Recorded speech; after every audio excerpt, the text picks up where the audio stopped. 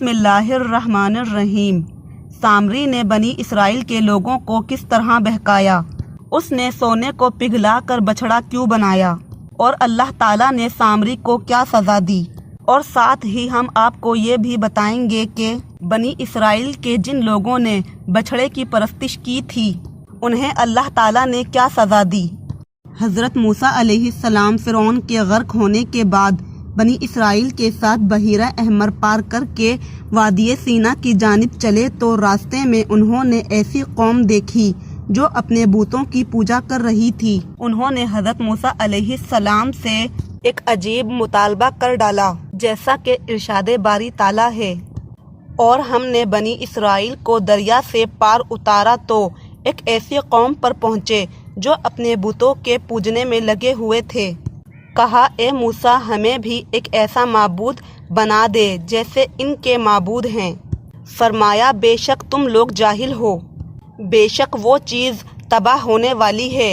ये लोग जिसमें लगे हुए हैं और गलत है जो वो कर रहे हैं।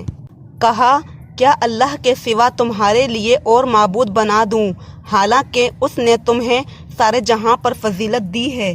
अल्लाह ने बनी इसराइल की हिदायत और रहनुमाई के लिए हज़रत मूसा अलैहिस्सलाम को आसमानी किताब देने का फ़ैसला फरमाया और उन्हें 30 रातों के लिए कोहे तूर पर बुला लिया, जिन्हें मज़ीद 10 रातों के इजाफे के साथ 40 रातें कर दिया। हज़रत मूसा अलैहिस्सलाम ने कोहे तूर पर जाने से पहले अपने भाई हज़रत हारून अलैहिस्सलाम को अपना जानशीन मुकर्रर कर दिया था। वो भी अल्लाह के नबी थे। हज़रत मूसा अलैहिस्सलाम के जाने के बाद सामरी ने बनी इसराइल से ज़ेवरात जमा किए और इन्हें पिघला कर एक बछड़ा बना दिया, लेकिन उसमें जान नहीं थी। उसके अंदर से भां भां की आवाज़ निकलती थी।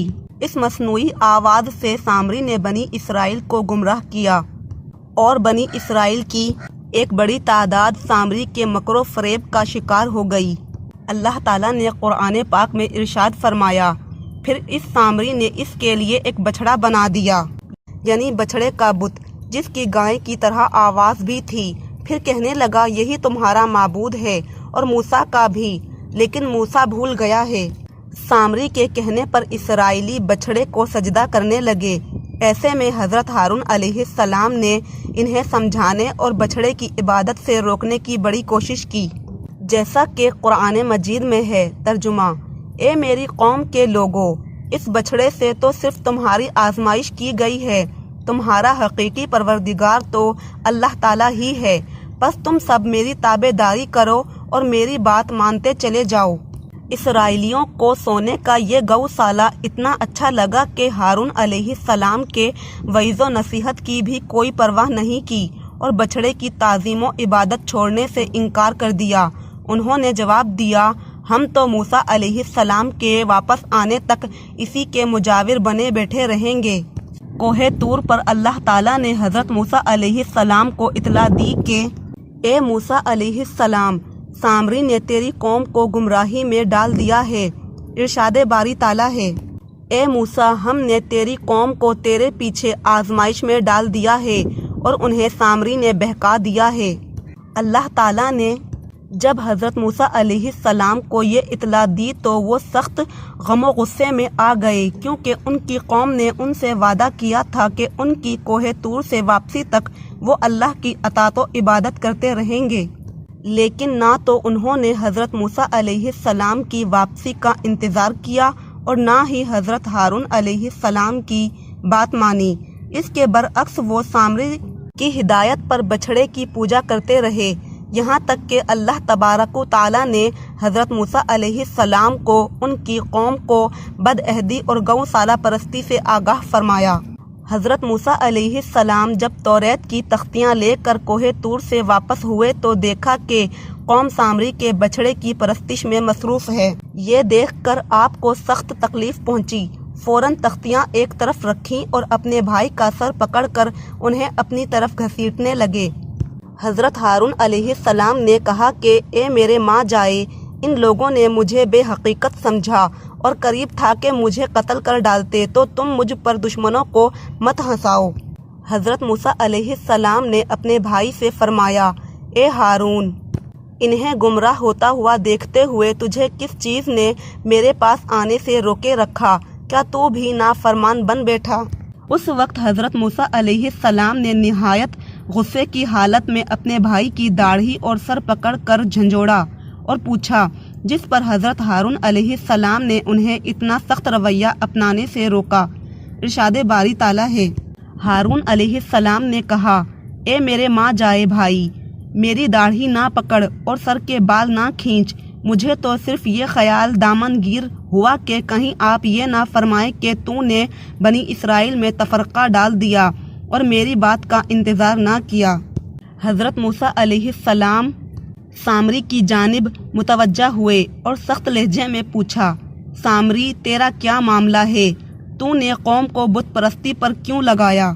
اس نے جواب دیا، میں نے ایسی چیز دیکھی جو اوروں نے نہیں دیکھی، تو میں نے فرشتے کے نقشے پا سے مٹی کی ایک مٹھی بھر لی، پھر اسے بچھڑے کے قالب میں ڈال دیا، اس طرح میرے دل نے اس بات کو میرے لیے اچھا سمجھا۔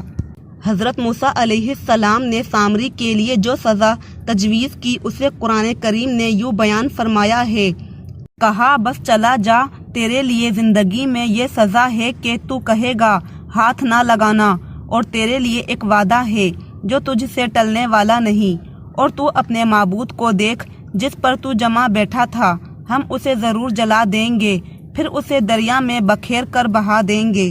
اور پھر ایسا ہی ہوا، وہ ایسی خطرناک بیماری میں مبتلا ہو گیا کہ ساری عمر یہی کہتا رہا کہ مجھ سے دور رہو، مجھے نہ چھونا، اس لیے کہ اسے چھوتے ہی چھونے والا اور سامری دونوں شدید بخار میں مبتلا ہو جاتے۔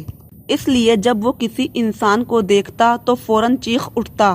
پھر وہ انسانوں کی بستی سے نکل کر جنگل میں چلا گیا، جہاں اس نے جانوروں کے ساتھ حیوانوں کی طرح زندگی گزاری اور یوں عبرت کا نمونہ بنا رہا۔ گویا دنیا میں لوگوں کو گمراہ کرنے کے لیے جو شخص جتنا زیادہ مکر و فریب، جھوٹ، فراڈ اختیار کرے گا، دنیا و آخرت میں اس کی سزا بھی اسی حساب سے شدید تر اور نہایت عبرتناک ہوگی۔ اور بنی اسرائیل کو بچھڑا پوجنے کے گناہ سے یوں معافی ملی کہ حضرت موسیٰ علیہ السلام نے قوم سے فرمایا، تمہاری توبہ کی صورت یہ ہے کہ جنہوں نے بچھڑے کی پوجا نہیں کی ہے وہ پوجا کرنے والوں کو قتل کریں۔ چنانچہ انہوں نے یہی کیا اور اللہ تعالیٰ نے ان کی توبہ قبول کی، جیسا کہ قرآن مجید میں اللہ تعالیٰ ارشاد فرماتا ہے، اور جب موسیٰ نے اپنی قوم سے کہا، اے میری قوم، بے شک تم نے بچھڑا بنا کر اپنی جانوں پر ظلم کیا، سو اپنے پیدا کرنے والے کے آگے توبہ کرو، پھر اپنے آپ کو قتل کرو، تمہارے لیے تمہارے خالق کے نزدیک یہی بہتر ہے، پھر اس نے تمہاری توبہ قبول کر لی، بے شک وہی بڑا توبہ قبول کرنے والا نہایت رحم والا ہے۔